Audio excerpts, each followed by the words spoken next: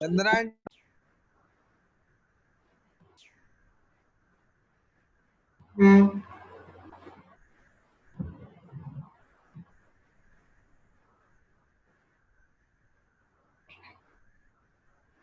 जय श्री ओम नमः सिद्धिभ्ये ओम नमः सिद्धिभ्ये ओम नमः सिद्धिभ्ये नमो अरहन्ताणं नमो सिद्धाणं नमो आयरीयाणं नमो अज्ञायाणं नमो लोये सवसानम्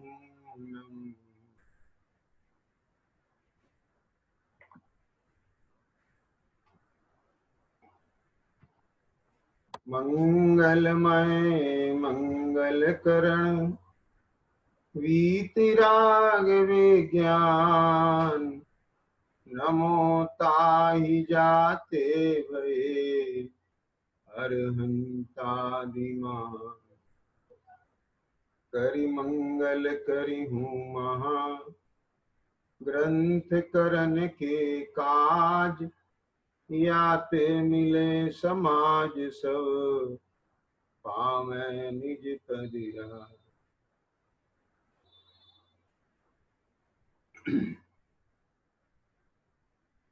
यह श्री मोक्ष मार्ग प्रकाशक जी शास्त्र विराजमान है। नौवा अधिकार मोक्ष मार्ग का स्वरूप और इसमें जो अपना प्रश्न क्रमांक 311 के आधार से चर्चा चल रही है, पुरुषार्थ से ही मोक्ष प्राप्ति। कल ये चर्चा की थी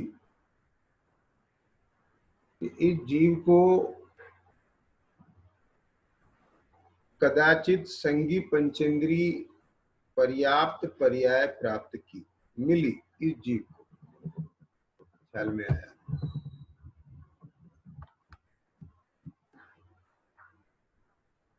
संगी पंचेंद्री पर्याप्त पर्याय प्राप्त की कितना कठिन है, वास्तव में बहुत कठिन है, बड़ा दुर्लभ है। वो दुर्लभता का विचार कल किया था, परंतु इस दुर्लभता को भी हासिल कर लिया और मन द्वारा विचार करने की शक्ति सामर्थ्य भी मिल गई। लेकिन अभी हम देखते हैं और ये पाते हैं कि कभी तो तीव्र रागादि होते हैं और कभी मंद रागादि होते हैं। ऐसे परिणामों का परिवर्तन चलता रहता है। वहां रागादि का तीव्र उदय होने से तो विषय कषायादि के कार्यों में ही प्रवृत्ति होती है। ये चर्चा भी कल की थी कि विषय कषाय के प्रति जो कषाय उत्पन्न हुई, राग उत्पन्न हुआ, विषयों के प्रति लोभ उत्पन्न हुआ, देखने का, सूंघने का, चखने का, घूमने का, जाने का, आने का, बोलने का, किसी के साथ संपर्क करने का, मिलने का, बातें करने का, अच्छा लगता है, ये सब राग है, लोभ है ना। और ये सब के पीछे मंथन करें तो एक ही जवाब मिलता है कि अच्छा लगता है। जहां अच्छा नहीं लगता है वो नहीं चाहता है। अर्थात जो लोभ है, कहां किसका लोभ है कि जिसके निमित्त से इसे अच्छा लगता है। अच्छा लगना ये इसका अपना भाव है, लेकिन वह निमित्त पर द्रव्य है, तो इसे लगता है कि ये पर द्रव्य से अच्छा लग रहा है, जबकि ये स्वयं इसकी अपनी कल्पना है जिसके कारण इसे ऐसा लगता है। अंदर में इस जीव के इस प्रकार की कर्म का बंधान हो जाता है और वहां निमित्त मिलने पर उस प्रकार से जीव के परिणाम हो जाते हैं। तो जहां विषय के प्रति तीव्र राग है तो वहां प्रवृत्ति विषय में ही होने वाली है।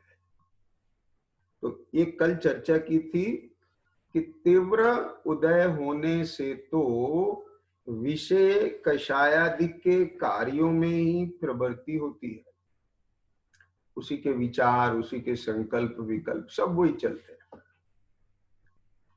अब देखिए आगे, तथा रागादिक का मंद उदय होने से जिस काल में रागादिक की मंदता है, माने अंदर में भाव तो है विषय ग्रहण का, लेकिन पकड़ हल्की है, तो ऐसी स्थिति में क्या होता है कि बाह्य उपदेशादिक का निमित्त बने, यानी वह उपदेशादिक के निमित्त को स्वीकार कर लेता है, तीव्रता में स्वीकार नहीं करता।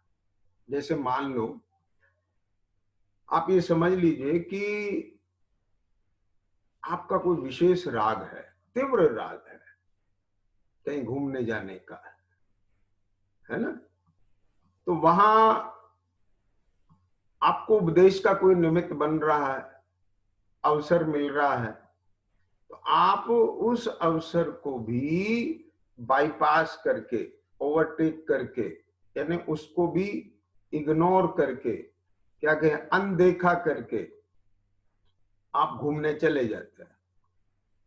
लेकिन अगर मंदता है ना, तो वहां आप उपदेश का लाभ ले सकते हैं, थोड़ा सा भी आप प्रयास करें तो उपदेश का निमित्त बन सकता है।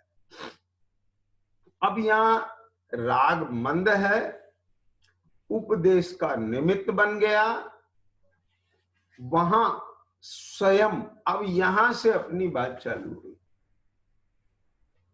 रागादिक की मंदता है, उपदेश आदिक, उपदेश, सत्संग, समागम, पंच परमेष्टि है ना, अब सिद्ध परमेष्टि का तो मिलेगा नहीं यहाँ इसको समागम, अरहंत आचार्य, अब वो कहने में पंच परमेष्टि आता है, उसे यथा योग्य लगा लेना। पंच परमेष्टि, जिनवाणी है ना, धर्मात्मा जी, तो ये सब साधर्मी, ये परस्पर में इनका समागम बने, ये सब इसमें आ गया। उपदेश आदि का निमित्त बने, भगवान के दर्शन, पंच कल्याण, जो भी सम्यक दर्शन के निमित्त हैं, तो बाह्य में वो निमित्त बने और स्वयं पुरुषार्थ करके, स्वयं पुरुषार्थ करके उन उपदेश आदिक में उपयोग को लगाए। ख्याल में आ गई बात? उपयोग को लगाए तो धर्म कार्यों में प्रवृत्ति हो, यानी स्वयं पुरुषार्थ करके वो उपदेशादिक में, यानी उपदेश का निमित्त बन रहा है तो, कोई साधर्मी का निमित्त बन रहा है तो, तीर्थ यात्रा का निमित्त बन रहा है तो, पंच कल्याणक का निमित्त बन रहा है तो, बाहर में वहां उपयोग जोड़े, लगाए उसमें, ख्याल में आ गया ना, उसके साथ जुड़े तो धर्म कार्यों में प्रवृत्ति हो, और निमित्त ना बने, वह स्वयं पुरुषार्थ ना करे, बाहर में निमित्त नहीं मिला और स्वयं पुरुषार्थ नहीं किया तो अन्य कार्यों में प्रवर्तेगा, परंतु मंद रागादि सहित प्रवर्तेगा। ऐसे अवसर में उपदेश कार्यकारी है। देखिए समझिए, देखो, ठंडे लोहे पर चोट मारे तो काम नहीं करती है ना। तो लोहार क्या करता है, लोहे को छेनी बनाना हो, उसे पैनी करना हो, उसे आग में तपाता है। जब वो लाल हो जाती है तब उस पर चोट मारता है। तो हल्की चोट से भी वो फैलती है, लोहा फैल जाता है। नरम हो गया ना, सॉफ्ट हो गया वो, चोट काम करती है उस पर।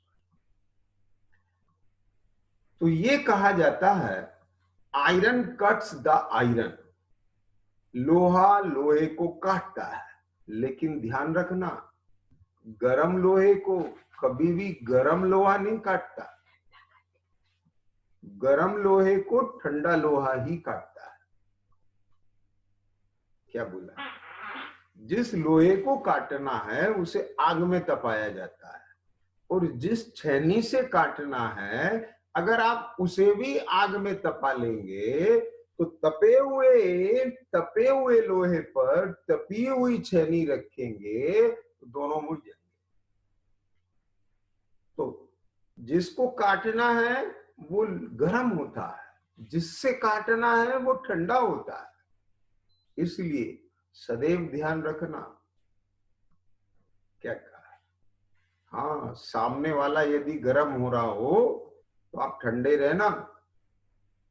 हाँ, तो गर्म लोहे को ठंडा लोहा ही काटता है। Iron cuts the iron.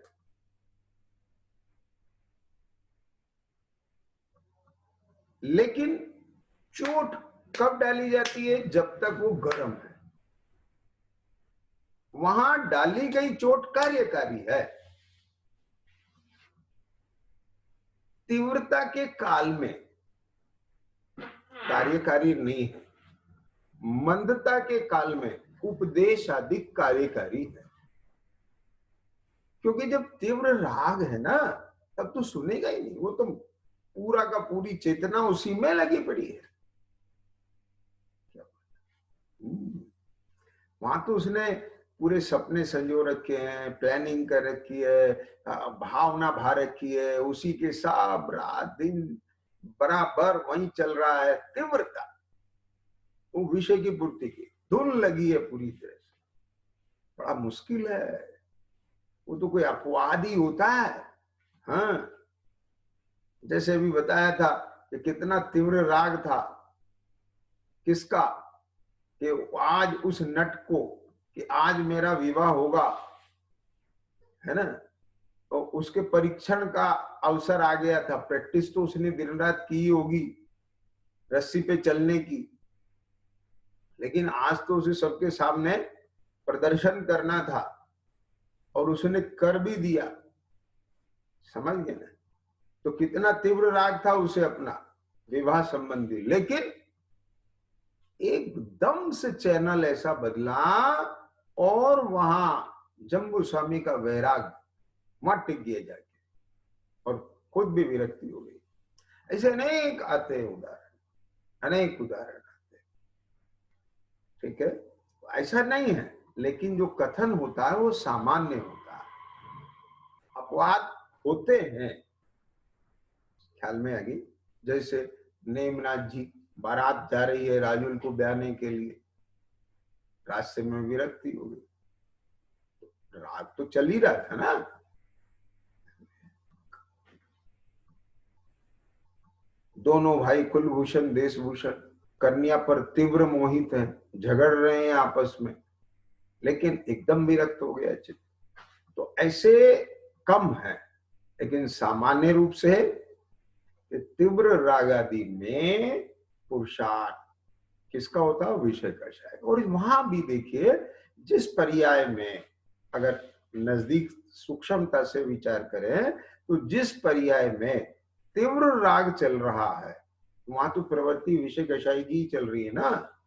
वो तो अगली पर्याय में मंदता आकर के जैसे ही ये ख्याल में आया, ज्ञान में आया कि वह कन्या तो हमारी छोटी बहन है, हमारे गुरुकुल जाने के बाद जन्म हुआ उसका, हमारे ज्ञान में नहीं है। बताइए, इससे एक बात ख्याल में आती है कि पहले जब राजा लोग भी राजकुमारों को गुरुकुल भेज देते थे तो बिल्कुल गुरु के अधीन नष्ट हो जाते थे वो। हाँ, घर बस पढ़ के ही आते थे, बीच में आवाजावी नहीं थी। क्यों? कि आवाजावी होती तो उन्हें पता चल जाता, और चिट्ठी पत्री भी नहीं होती होगी, समाचार भी नहीं चलते होंगे, नहीं तो पता चल जाता हमारे बहन का जन्म हुआ है, एक छोटी बहन भी है। ख्याल में आएंगे। खैर, तो बस वो पढ़ने गए और पढ़ लिख के आए बेचारा। तो वहां उनको पता नहीं था, तो बताया ये तो तुम्हारी छोटी बहन है, तुम्हारे बाद जन्म हुआ था उसका। तो ये ज्ञान में आने पर एकदम से परिवर्तन हुआ, मंदता आई, और फिर विचारना चली उनके अंदर, अरे देखो तो सही परिणामों की विचित्रता कैसी होती है। यानी स्वयं बोध आया, उपदेश का निमित्त वही बन गया ना। ख्याल में आई? बस तो इस प्रकार से उस अवसर में कार्यकारी होता है, तो वो एक अलग बात है। लेकिन सामान्य रूप से जब लोहा गर्म होता है तब उस पर चोट मारी जाती है। तो यहां भी वो अवसर कौन सा है? मंदरागादी का अवसर है। अब थोड़ा सा हमको इसी एंगल से विचार करना है। देखिए, तीव्र रागादि के काल में तो प्रवृत्ति विषय कषाय की होती है। जब पूरी तरह से वहां से छोड़ने को तैयार नहीं है, पकड़ इतनी ज्यादा है, वही तीव्र, जैसे बिल्ली चूहे को छोड़ने तैयार नहीं है। इसका मतलब क्या है? पकड़ तीव्र है, आसक्ति तीव्र है, विषय का राग तीव्र है, कषाय तीव्र है। आ गया? तो तीव्र उदय होने से तो विषय कषायादि के कार्यों में ही, अब चेष्टा किस रूप दिखाई देगी? वह जीव की चेष्टा, यानी मन में भी वही विकल्प चल रहा है, काया में भी वही विकल्प चल रहा है, वचन में भी उसी की बात चल रही है, तद्रूप चेष्टा होती दिखाई दे रही है, योगों में भी वही। समझ गए कि नहीं? तो वही सब कार्य बाहर में बनाओ, बनाना, जोड़ना, हटाना, सब वही सब चलता है। तो तीव्र रागादि होने से तो विषय कषायादि के कार्यों में ही प्रवृत्ति होती है, ये बात क्लियर हो गई। तथा रागादिक का मंद उदय होने से बाह्य उपदेशादिक का निमित्त बने और स्वयं पुरुषार्थ करके उन उपदेशादिक में उपयोग को लगाए तो धर्म कार्यों में प्रवृत्ति हो, और निमित्त ना बने और स्वयं पुरुषार्थ ना करे तो नहीं होती। तो अब इसका अगर हम चार्ट बनाए तो क्या बनेगा? तीव्र रागादि, उसमें तो केवल विषय कषाय में प्रवृत्ति, ये तो अलग हो गया। अब मंद रागादि के काल में इसमें दो चीजें हैं। मंद रागादि की अवस्था है और वहां दो कंडीशंस है, दो स्थितियां हैं। एक स्थिति तो यह है कि रागादिक का मंद उदय तो है, उपदेशादिक का निमित्त बने और उपयोग भी लगाए, ना तो उपदेशादिक का निमित्त बने और ना उपयोग लगाए, पुरुषार्थ करे, दोनों संभव है। तो जब मंद राग का उदय है, उपदेश का निमित्त बने और उपयोग लगाए, वो स्वयं का पुरुषार्थ, उपयोग लगाए, जुड़े उसमें, तो नियम से धर्म कार्यों में प्रवृत्ति होगी।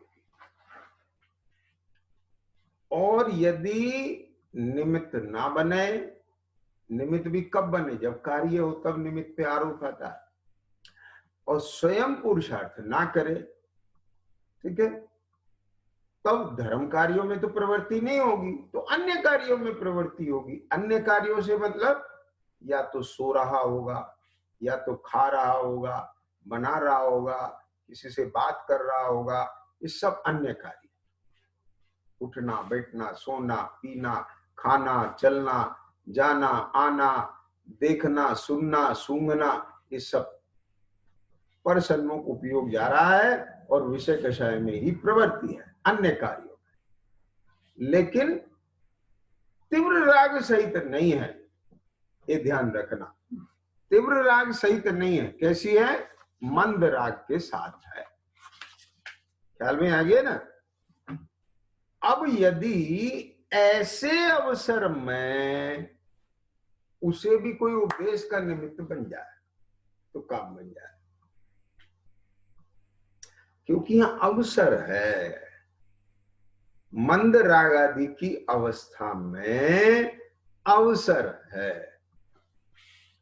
इसलिए जो सरल परिणामी जीव होते हैं, मंद कषाई जीव होते हैं, आप उनको मोल्ड कर सकते हैं। जो जिद्दी होते हैं, तीव्र कषायवान होते हैं, हट्टी होते हैं, ख्याल में आ गई बात, आप उन्हें मोल्ड नहीं कर सकते। जैसे नरम लकड़ी को, नरम बेत को आप मोल्ड कर पाते हैं, लेकिन जब वो कड़ी हो जाए तो टूट जाएगी, मोल्ड नहीं, मुड़ेगी नहीं, आप उसे शेप नहीं दे पाएंगे। समझ में? जो सरल परिणामी जीव होता है, मंद कषाई जीव होता है, उसके लिए बहुत अपॉर्चुनिटी है, अवसर है। किसका? कल्याण का, सुधरने का, समझने का। भाई बात समझे? आत्म हित के पुरुषार्थ का। बस उपदेश आदि का निमित्त बन जाए उसे, और जान निमित्त बना और वो अपना कार्य कर लेता है। ख्याल में ऐसा है। अब आगे देखिए क्या कहते हैं, है ना? ऐसे अवसर में उपदेश कार्यकारी है। तो अपने को क्या देखना चाहिए? यदि कषाय की मनता का काल चल रहा हो तो उसे विषय कषायों में, अन्य कार्यों में बर्बाद नहीं करना चाहिए। उसमें अपना मुख्य कार्य करना चाहिए। जैसे मैं एक आपको और एग्जांपल देता हूं।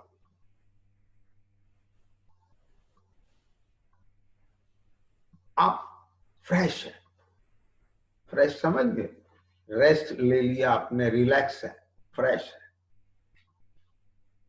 तो उस समय में आप अपने मुख्य कार्य पहले करें। जैसे विद्यार्थी है, थकान नहीं है, थोड़ा सा नींद ली है, फ्रेश उठा है, तो क्या करे? अपना पढ़ाई का काम करे उस समय। क्यों? यदि अन्य कार्यों में लग गया तो फिर उसकी जो एफिशिएंसी है, क्षमता है, घट जाएगी, आगे से थकान आ जाएगी। तो मुख्य कार्य पहले कर ले। समझ में आया नहीं? है? जब सामने वाले का मूड अच्छा होता है तो उससे अपनी बात साइन करा लेते हैं कि भाई पता नहीं मूड खराब हो गया तो पता चलेगा काम बिगड़ गया। तो जैसे लौकिक में भी अनुकूल अवसर होने पर आप उस कार्य को पहले करते हैं। जैसे धूप आई है तो चलो भैया मसाले सुखा लो, गेहूं धो के सुखा लो, क्योंकि इस समय मौसम अनुकूल है, फिर बरसात आ जाएगी, फिर काम नहीं होंगे। ये आगे क्या है? तो जैसे जागरूक रहते हैं, चौकन्ना रहते हैं कि अवसर आते ही उसका उपयोग करते हैं, इसी प्रकार से यहां भी जब मंदता का काल है तो उसमें अपना यह आत्महित का कार्य, यानी जिनेंद्र भगवान का उपदेश, जिनवाणी का पठन, श्रवण, मनन, चिंतन, एक कार्य, इसमें अपने उपयोग को विशेष लगा लेना चाहिए।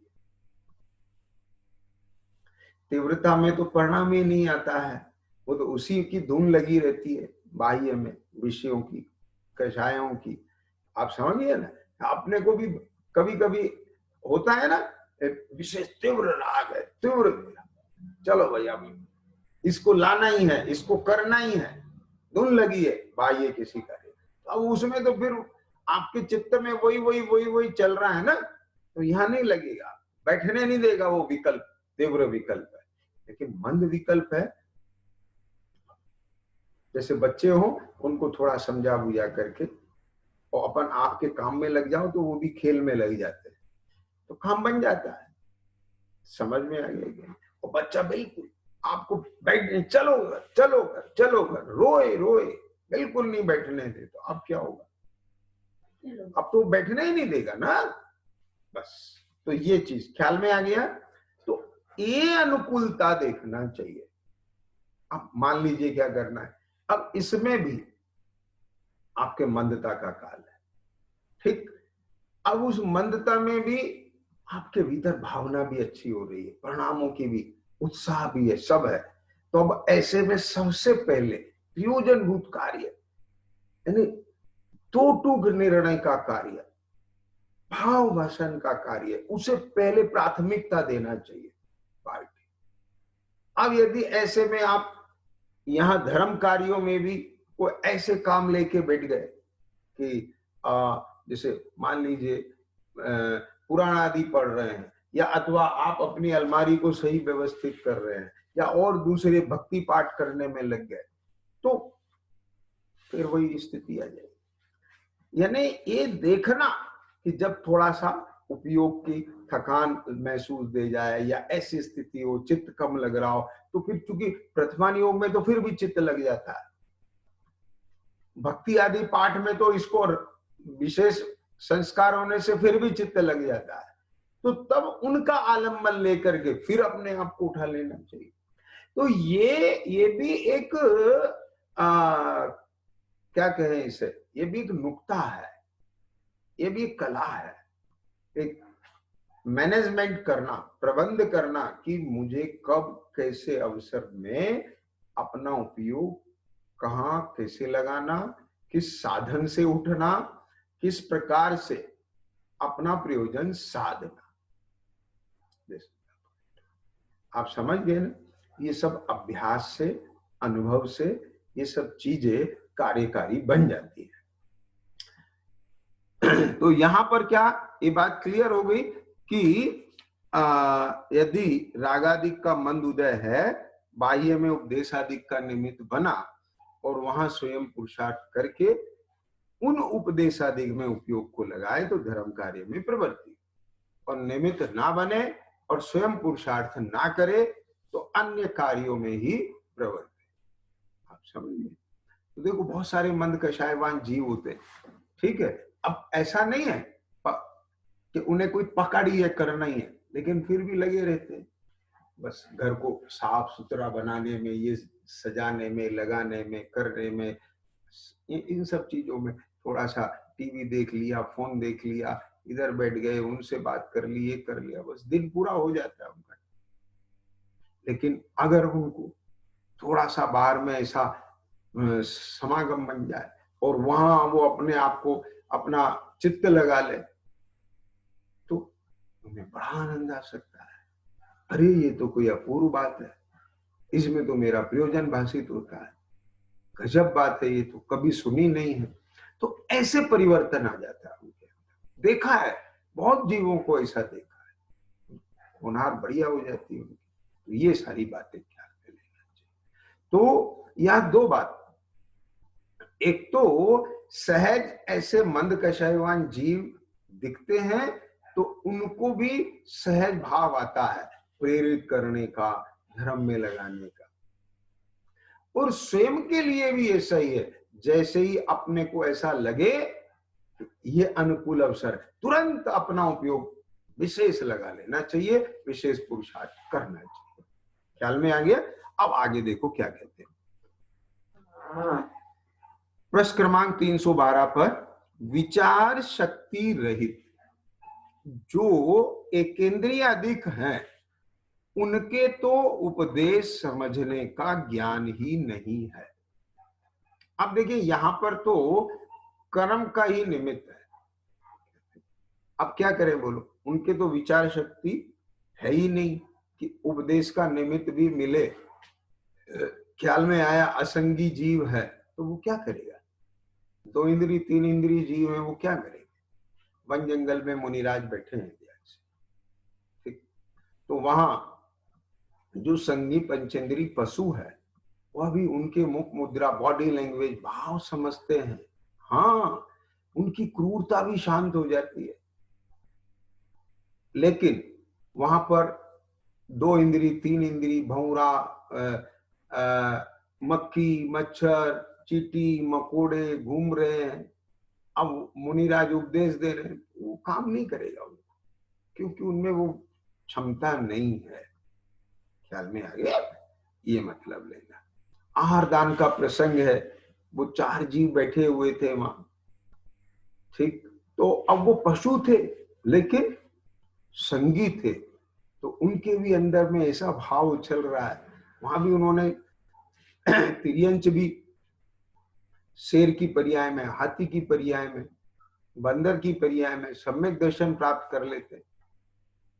ये सारी बात ख्याल में।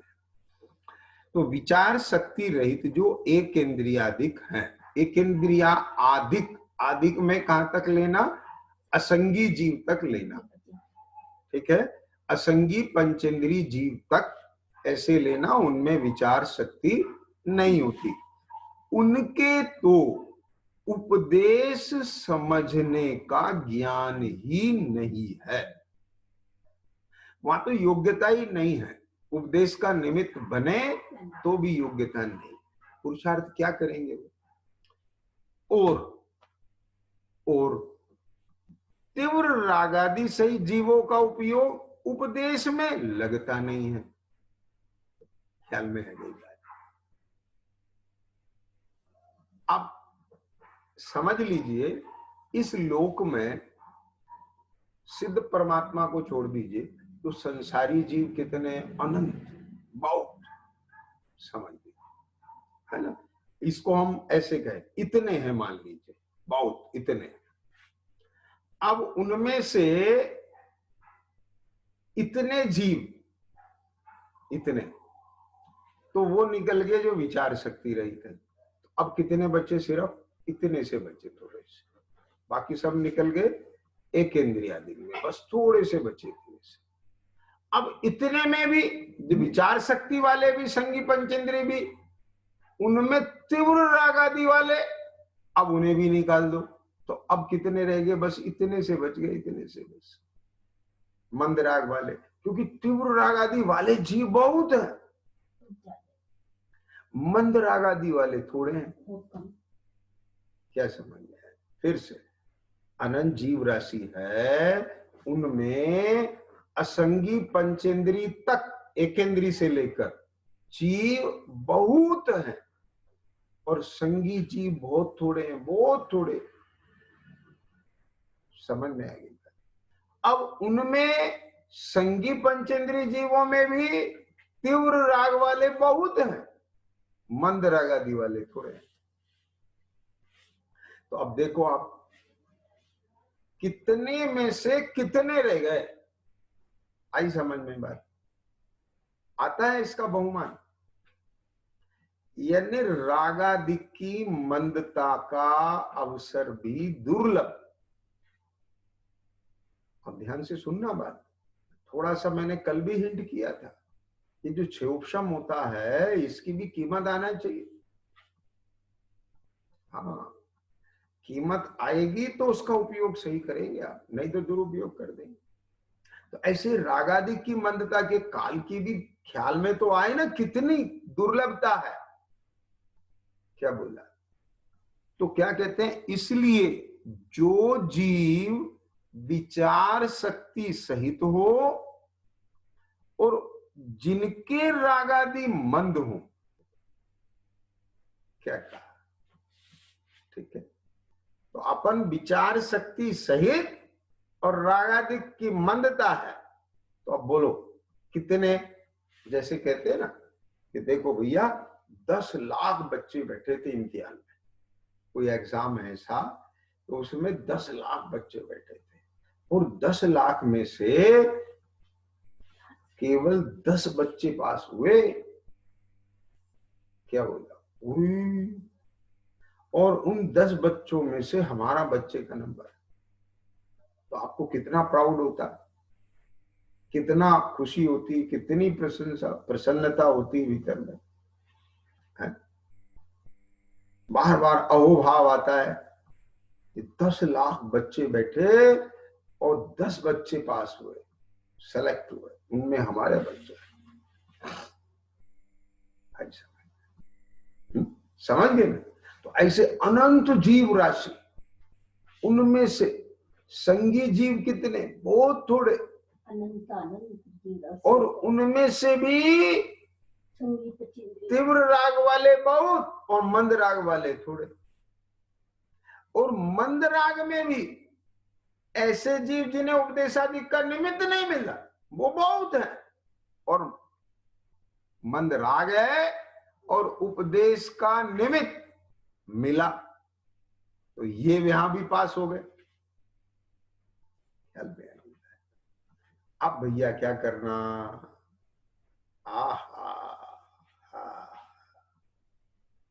बस उपदेश में अपना उपयोग लगा लेना।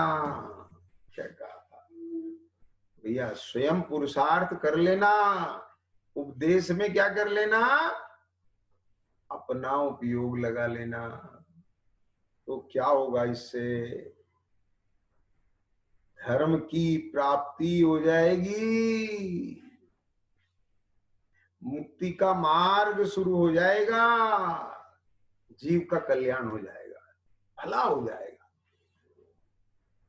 ये है बात।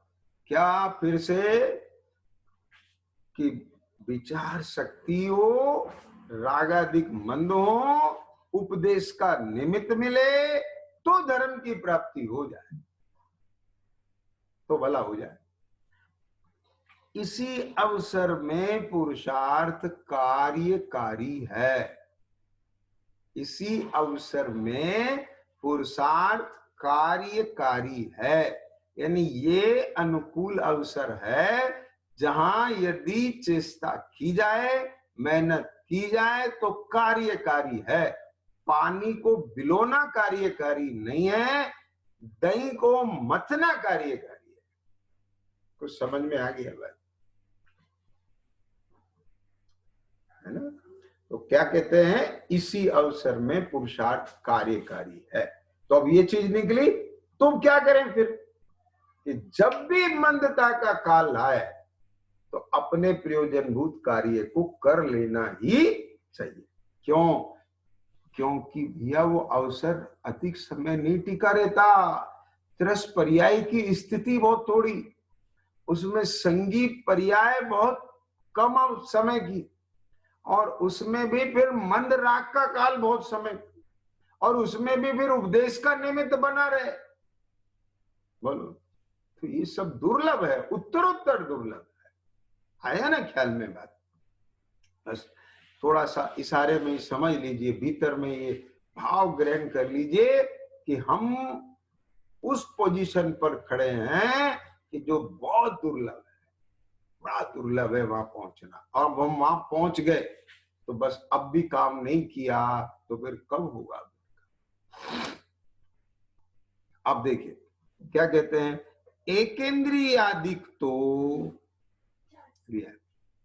एकेंद्रियादिक तो धर्म कार्य करने में समर्थ ही नहीं है। कैसे पुरुषार्थ करे? और तीव्र कषाई पुरुषार्थ करे तो वह पापी का करे। विषय कषाय का ही होगा, उसकी प्रवृत्ति कहाँ होगी? तीव्र कषायवान जीव की विषय कषाय होगी। और एकेंद्रियादि वे समर्थ ही नहीं है, विचार शक्ति नहीं है। धर्म कार्य का पुरुषार्थ हो नहीं सकता, संभव नहीं। तो बहुत जीव छट गए, बहुत जीव छट गए जिनके धर्म का पुरुषार्थ हो ही नहीं सकता। ख्याल में अयोग्य निकल गए। जैसे फार्म आए 1 करोड़, अब वो छटनी करी तो उसमें से पता चला 90 लाख तो रिजेक्ट ही हो गए। ऐसे समझ, वो तो अलग ही हो गए। वहां तो पात्रता योग्यता ही नहीं है, मतलब अभी धर्म करने की समर्थता ही नहीं है उनमें, तो सामर्थ्य ही नहीं है। बात समझ गए? ऐसे वहां तो धर्म कार्य का पुरुषार्थ हो ही नहीं सकता। इसलिए जो विचार शक्ति सहित हो और जिसके रागादि मंद हो, वह जीव पुरुषार्थ से उपदेशादिक के निमित्त से तत्व निर्णय आदि में उपयोग लगाए तो उसका उपयोग वहां लगे। लगाए तो लगे, लगाए नहीं तो कैसे? आप परीक्षा में बैठे ही नहीं तो पास हो सकते हैं? तो फिर नक्की है। जो परीक्षा में ही नहीं बैठे वो तो फेल ही है। परीक्षा में बैठे तो पास होने की संभावना है कि मेहनत करे तो। ऐसे ही यहां कहते हैं कि उपदेश आदि के निमित्त से तत्व निर्णय आदि में उपयोग लगाए तो उसका उपयोग वहां लगे। लगाए नहीं तो अब लगने की तो गुंजाइश ही खत्म हो गई। ख्याल में आई? लगाए ही नहीं तो लगने की गुंजाइश ही नहीं रही वहां पर, तो संभावना ही खत्म हो गई। लगाए तो लगे, और जब चाहेगा कि नहीं मुझे कैसे भी करके हासिल करना है, तब तो कर पाएगा। लगाए तो उपयोग वहां लगे और तब उसका भला हो। अब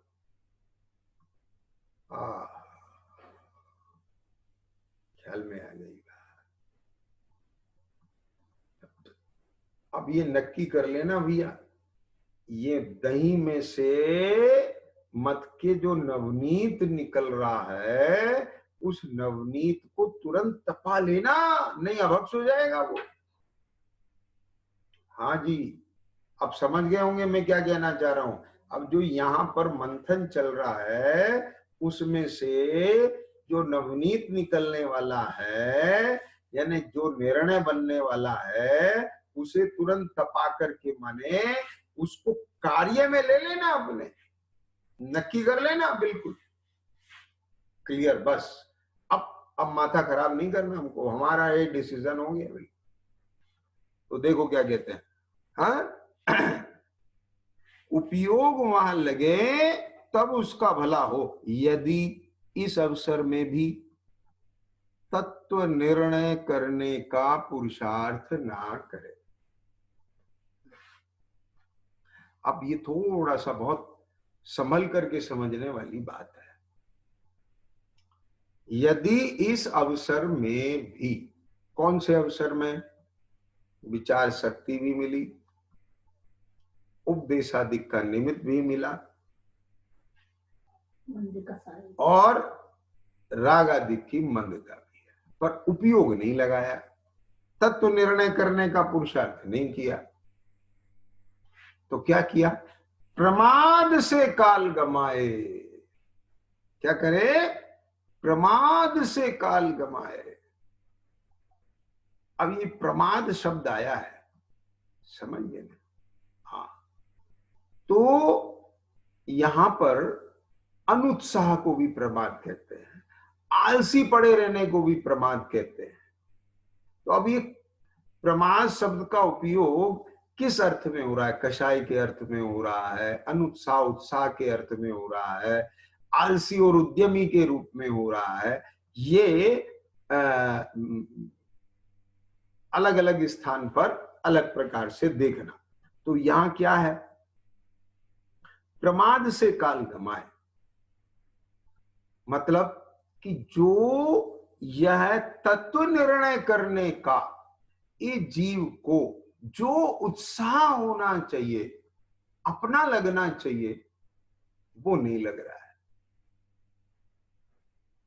समझ आ गई बात? उत्साह, ये है महत्वपूर्ण बात। आप चुनाव किसका कर रहे हैं, किसका उत्साह है आपको? उपादेय क्या है आपकी दृष्टि में, ये बताइए पहले तो। ख्याल में आ गई बात? तो जो आपकी दृष्टि में उपादेय होगा, आपको उसका उत्साह विशेष होगा। तो जहां अनुत्साह होता है, वहां आलस आ जाता है। ख्याल में आ गया? आप देखिए व्यवहार में भी, आपको मान लीजिए संगीत, आपसे कोई कहे भाई आप संगीत सीखिए, हमारा रुचि नहीं है वहां पर, बहुत आलसी है। देखो भैया, अपन तो फोन पे बात करने के बहुत आलसी है, आप समझिए ना, ऐसा बोलते हैं। अपन तो फल खाने के बहुत आलसी है, समारोह खाओ जमता नहीं, समझ गए ना? तो यूं मतलब आलसी माने जिस तरफ आपकी रुचि नहीं है, उत्साह नहीं है, वहां आप आलसी हो जाते हैं। ठीक?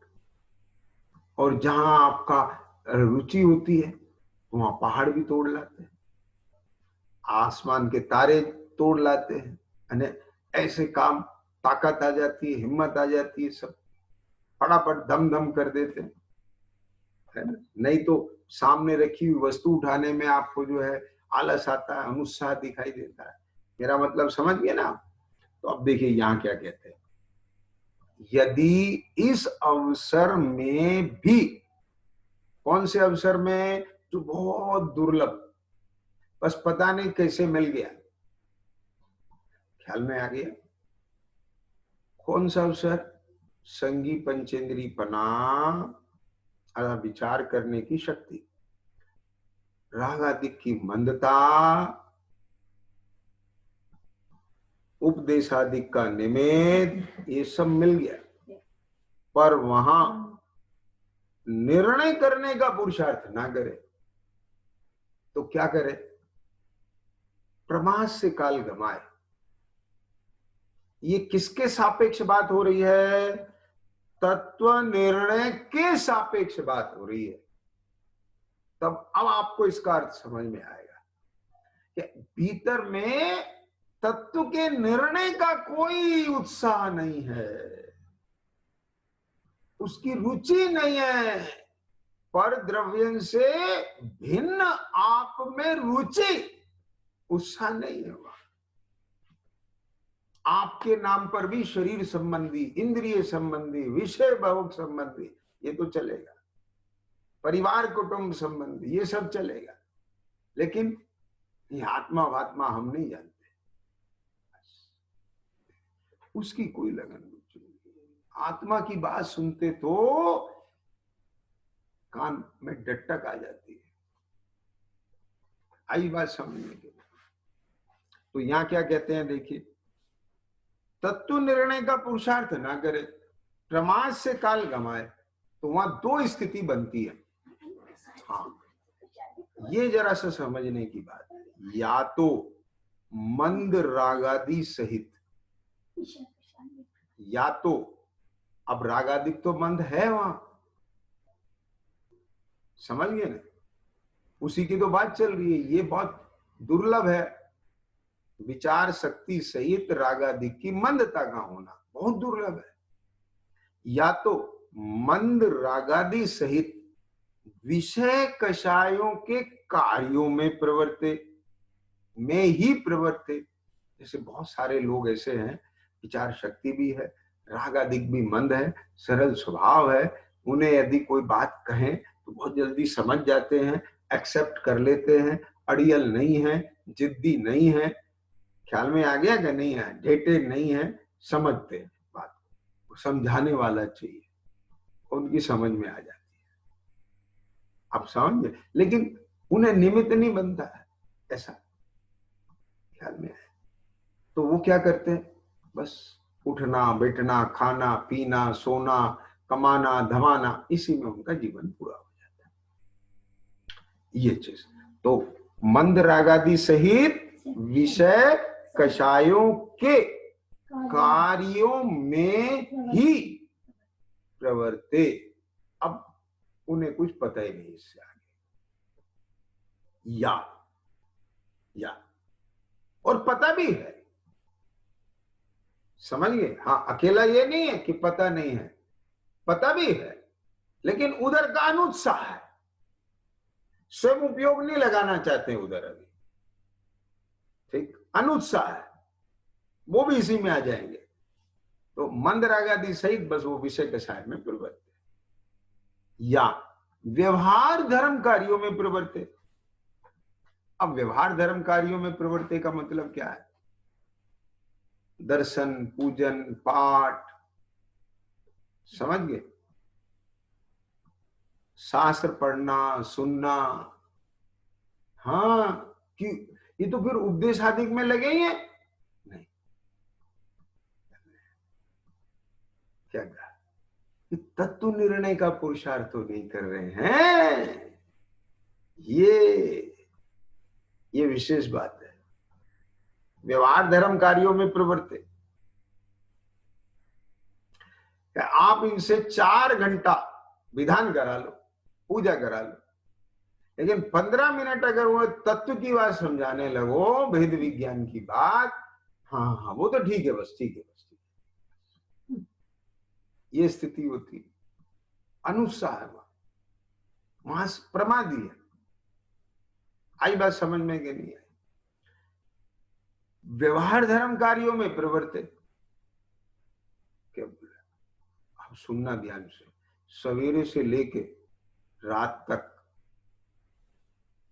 ठीक, जाप दिलवा लो, पाठ करा लो, पूजा करा लो, तीर्थों में प्रवर्तन करा लो, तीर्थ वंदना करा लो, ये सब करा लो, वहां सब चित्त लग जाएगा। लेकिन अगर ये एक बात कहें कि तत्व विचार करो भैया बैठ के, मैं कौन हूं, मेरा क्या स्वरूप है, दुख के कारण रूप भाव क्या है, ये इनसे कैसे निवृत्ति हो, किसका आश्रय लेने से, ख्याल में आ गया, क्या विचारने से, चिंतन करने से ये रागादि घटे रागादि मिटे, यहां उपयोग लगाओ। आई बात समझ, यहां नहीं लगता है, प्रवृत्ति रूप करा लो, शुभ भाव की प्रवृत्ति, शुभ भाव भी नहीं कहें, उसे शुभ प्रवृत्ति नाम दें, बस ठीक है शुभ भाव, मंदता है, लेकिन वो उस जाति का नहीं है शुभ भाव, बात समझ। तो क्या कहते हैं यहां पर, व्यवहार धर्म कार्यों में प्रवृत्ति। अब जब ये बात चलती है तो ऐसा लगता है कि ये तो बिल्कुल जो व्यवहाराभासी जीव है ना, व्यवहार में लगे हुए हैं, उनकी बात है ना। अब इसमें जरा सा और मैं इसमें से बात निकाल के कहता हूं कि जो स्वाध्याय भी जीव है, स्वाध्याय जीव भी, समझ गए कि नहीं, वो स्वाध्याय जीव भी अब इस पर विचार करें, स्वाध्याय जीव भी विचार करें, विचार शक्ति है, रागादिक की मंदता भी है, रागादिक की मंदता ना हो तो विषय कषायों के कार्यों को छोड़कर स्वाध्याय में क्यों लगे, उपदेश क्यों सुने, तत्व चर्चा क्यों करें, तत्व चर्चा क्यों सुने, करते हैं, यानी सवेरे से लेकर रात तक 6 घंटा 7 घंटा 8 घंटा बराबर बैठना सुनना, ये सब करते हैं। लेकिन यहां जो अंतर्मुख होकर के भीतर निर्णय का कार्य है, वहां उपयोग फिर भी नहीं लगता है, और उसका लक्ष्य भी नहीं है, चलो बस यहीं तक सीमित रह जाते हैं, सुनना अच्छा लगने लग जाता है, यानी एक प्रकार से कहें तो यहां पर चेंज आया। चेंज आया किसका? इंटरेस्ट का, रुचि का। राग का विषय बदल गया। पहले यहां अच्छा लगता था, अब यहां अच्छा लगने लग गया। तो वे भी अलग हो गए, वे भी इसी में ही आ गए। तो अब बोलो, या तो प्रमाद सहित विषय कषाय में प्रवर्ते मंदरागादि सहित, या व्यवहार धर्म कार्यों में प्रवर्ते। ये आत्मा की बात अच्छी लगती है, बस ये तत्व की बात अच्छी लगती है। परंतु क्यों अच्छी लगती है? यहां तो मेरा हित भासता है, इसमें मेरा प्रयोजन है, मुझे इन बातों को समझना है, समझ करके मुझे अपना हित करना है। ये जो भ्रम है मुझे मिटना है। आई बात ख्याल में? ऐसा यदि परिणाम नहीं चढ़ता, ये ट्रैक नहीं पकड़ता, तो अवसर तो चला जाएगा। ये कह रहे हैं यहां, तब अवसर तो चला जाएगा। क्या चला जाएगा? या तो मंद रागादि की स्थिति चली जाएगी और फिर तीव्र रागादि आ जाएंगे। विचार शक्ति भी रही तो आई समझ में है? अवसर तो चला जाएगा। ये दो चीज का कॉम्बिनेशन बना हुआ है भैया, विचार शक्ति और मंद कषाय और उपदेशादि का कि बोलो ये सब कितने समय बैठे बना रहेगा ये अवसर? अगर इसमें से कुछ भी गया तो अवसर चला जाएगा। ये अवसर ऐसा है कि जैसे बस आसमान में बिजली चमके और उसमें सुई, अपने पास समझ लो ऐसा अवसर आता है। आप बोलते हैं दिन भर अपन बहुत भाव भाते हैं तो उपयोग नहीं लगता।